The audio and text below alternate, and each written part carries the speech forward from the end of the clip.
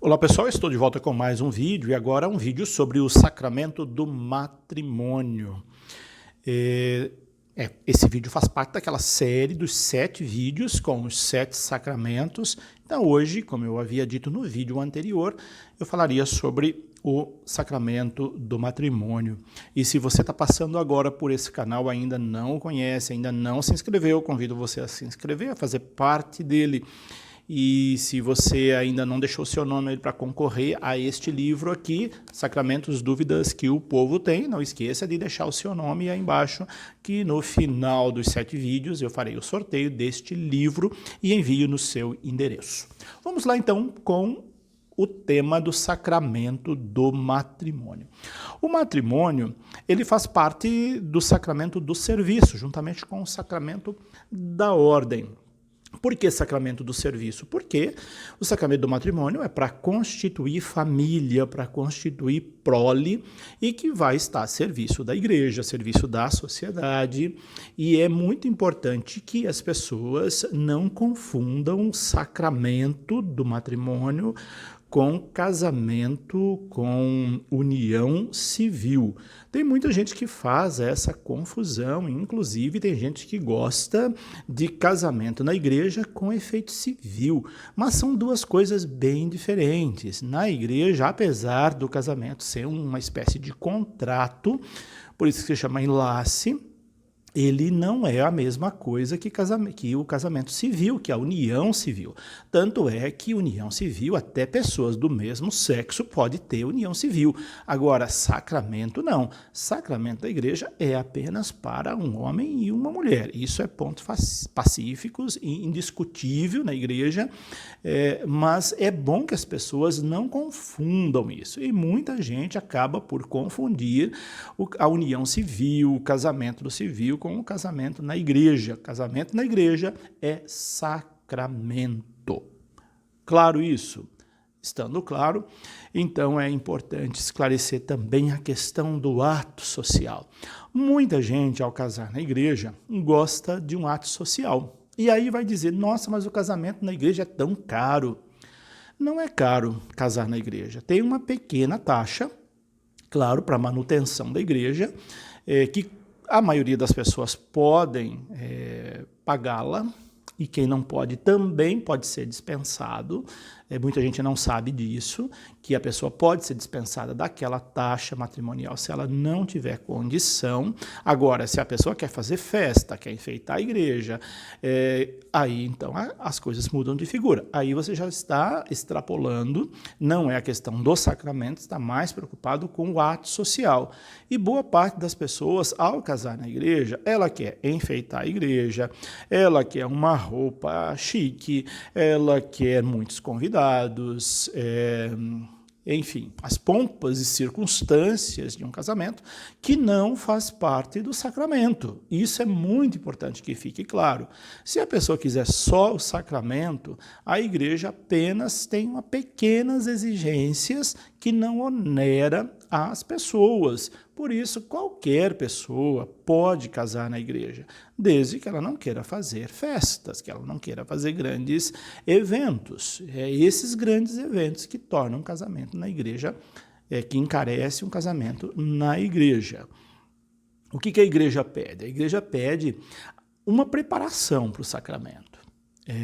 Por se tratar de um sacramento tão sério, a constituição de família, onde uma pessoa vai ser responsável pela outra, então é necessário que se tenha uma preparação. Muitos chamam essa preparação de curso de noivos. Essa é uma exigência da igreja. Então, para a pessoa casar na igreja, ela precisa fazer o curso de noivo, que nós chamamos de preparação para o casamento. Essa preparação tem dioceses hoje que já tem uma modalidade diferente, que acompanha o casal antes, durante e depois do casamento. Isso ajuda muito as pessoas a entenderem o porquê dessa preparação. Depois, com relação a padrinhos, na verdade, o senso comum chama de padrinhos, mas na igreja não são padrinhos, são testemunhas, pessoas que vão confirmar ali, assinar que aquele casal está assumindo aquele compromisso. Então, na igreja são testemunhas. Quantas testemunhas podem ter? A igreja pede apenas 2 testemunhas. O padre é uma delas que vai oficializar o casamento. E depois uma outra pessoa, geralmente um casal. O que acontece muitas vezes é que as pessoas, quando vão casar na igreja, ela gosta de ter uma lista infinda de padrinhos. Às vezes não cabe nem no presbitério de tanto padrinhos. Isso não tem procedimento, isso não é exigência da igreja. A igreja pede apenas que se tenha ali 2 testemunhas que vão assinar na hora, somente isso. Então, em vez de padrinhos, são testemunhas, e essas testemunhas são apenas 2, não precisa ter aí 20, 30 testemunhas. Quem testemunha o casamento? Às vezes, as pessoas também não sabem que, além do padre, pode um diácono testemunhar o casamento e pode uma pessoa leiga testemunhar o casamento. A essas é dado o nome de testemunha qualificada do matrimônio. Então, há dioceses que permitem, e isso é uma norma da igreja, qualquer diocese pode ter testemunhas qualificadas do matrimônio. Então, não estranhe se você for casar em determinada paróquia e chegar lá não for o padre, não for um diácono, for um leigo, um casal de leigo que vai testemunhar o seu casamento. Isso pode, isso é permitido pela igreja, é permitido pelo Código de Direito Canônico, porque é uma testemunha. Não tem necessariamente que ser o padre. É claro que a maioria, 99,9% das pessoas, para ser assim bastante exagerado, quer que o padre testemunhe o seu casamento. Muitas vezes é por questões figurativas, sociais, mas o que a igreja pede é que pode ser, além do padre, pode ser um diácono, pode ser um leigo, que testemunhe o casamento. A igreja pede também, para casar, que se faça o processo matrimonial. O processo matrimonial é um documento onde ele vai ser preenchido juntamente com os noivos na secretaria paroquial e ele precisa ficar pelo menos 3 finais de semana exposto publicamente em algum lugar onde as pessoas possam ver que aquelas pessoas vão assumir o casamento. Vocês sabem por que tem esse procedimento? Antigamente, eu acho que muitos de vocês veem isso em novelas, né, que tem um momento em que o padre fala, se alguém tem alguma coisa contra esse casamento, fale agora ou cale-se para sempre.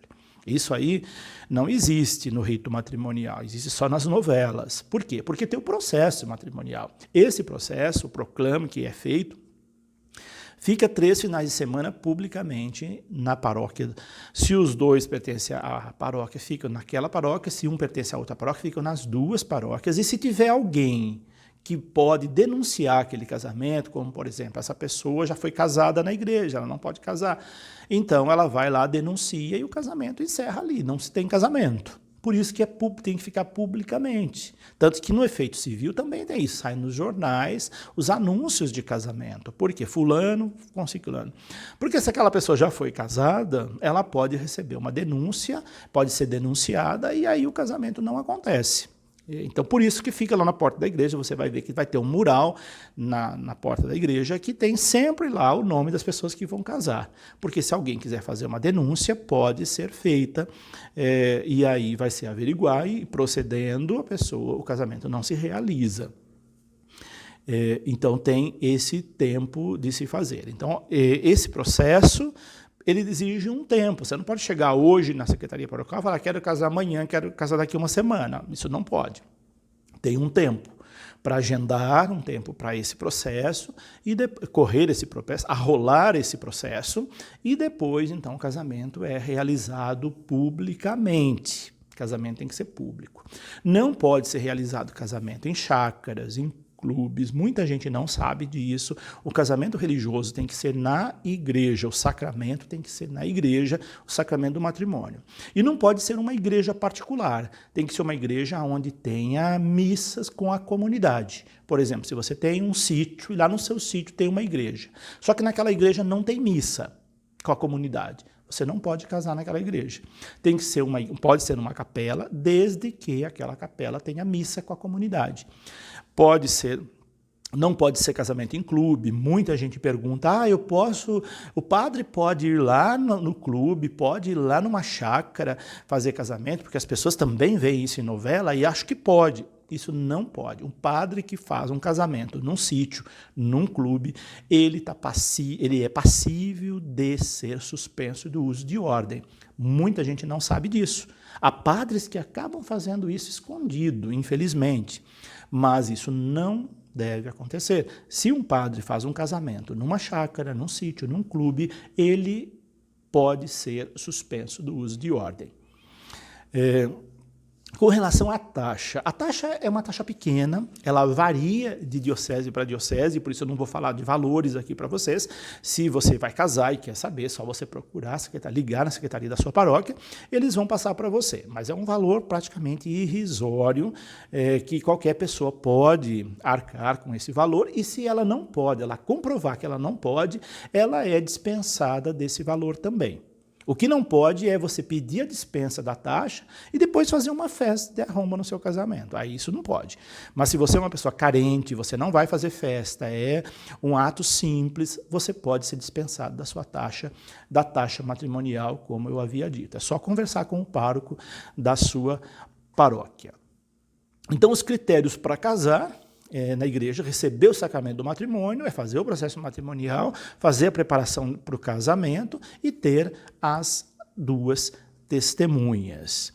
Quem que pode ser padrinho? Essa também é uma pergunta que muitas vezes as pessoas fazem, porque para o batismo tem exigências de padrinho. Pede-se que a testemunha do casamento, aquela que vai assinar ali no processo, ela seja uma pessoa casada na igreja, que está dando testemunho disso. Mas também isso não é consenso em todo lugar. É o mínimo que se pede. O bom senso pede isso, mas não é nenhuma obrigação que aquela pessoa também seja, porque ela só vai testemunhar ali. Então, é bom que ela seja, aconselha-se que ela seja uma pessoa casada na igreja, porque como é que você vai testemunhar e você não está vivendo, dando aquele testemunho como alguém casado na igreja? Então, recomenda-se que seja, mas não é obrigatório também.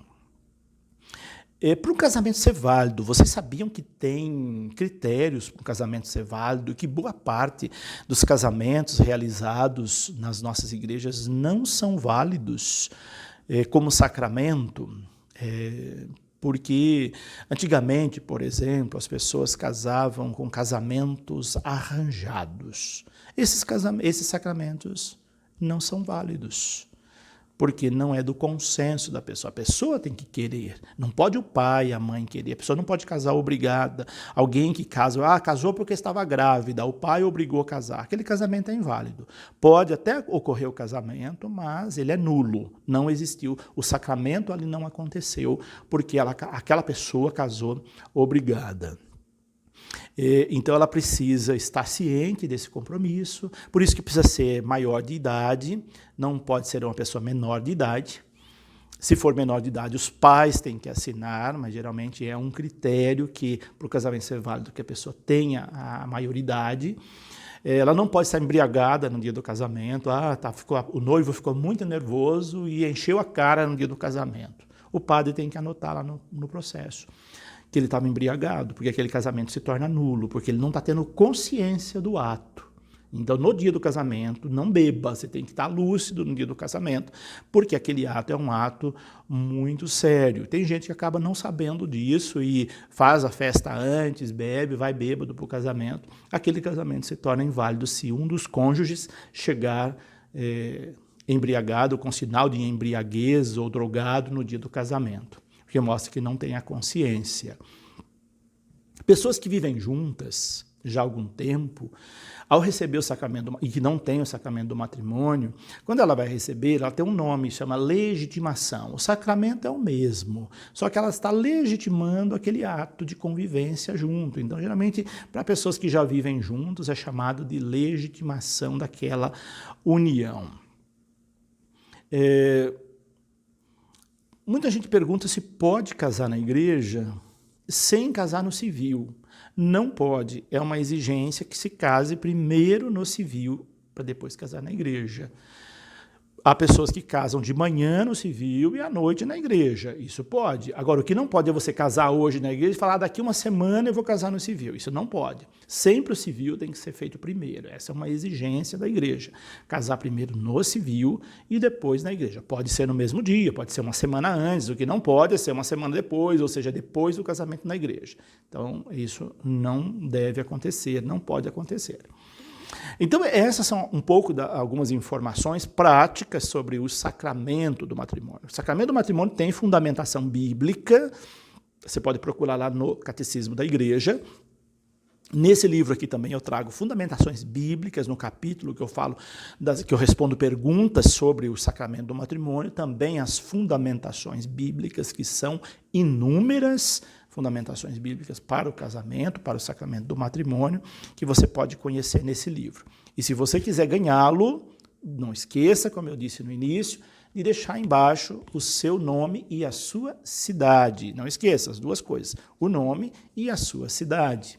E aí, então, você vai entrar no sorteio. Mas deixa uma vez só, tá? Se você deixou nos vídeos anteriores, não precisa deixar nesse. Então, se você ainda não deixou, deixa aí o seu nome e a sua cidade. Vou deixar também o telefone da editora para aqueles que quiserem adquirir esse livro aqui. Vou deixar o telefone da editora Ave Maria, o e-mail, para que você possa fazer o seu pedido sobre o livro Sacramentos, dúvidas que o povo tem.